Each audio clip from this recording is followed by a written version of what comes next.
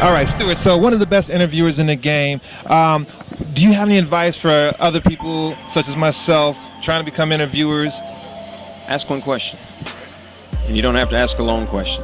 You don't have to ask a question where you're using so many words because you think that it shows that you know the subject matter.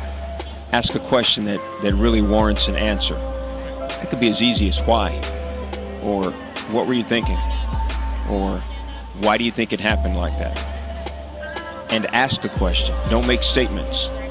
Third quarter, you guys jumped on them with a 20-0 run. Yeah? No. Right. Why? Or how? But don't just, oftentimes people will just leave that. People will say, hey, talk about the third quarter when blah, blah, blah. What do you mean talk about it? Ask a question about it. And ask a question that's unique. Ask a question that will provide a real answer. Like if a team's getting drummed by 30 points and the coach calls a timeout. Well, after the game, ask, what did coach tell you at that timeout with 4 minutes left? And let it go. And you'll get real answers. Who was your best interview?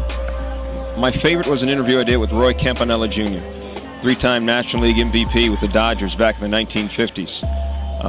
He was paralyzed from the waist down in a car accident back in the 50s, but I always loved his story. I loved his made-for-TV movie. I used to watch it every year, and one year I was working in Orlando a long time ago, and I got a chance to go down to Vero Beach. I spent the day with him. I did an interview with him. Amazing. And speaking of health, how's your health doing? Still fighting, man. It's a struggle, but you got to do what you got to do. Any other philanthropy that you're doing right now with the cancer?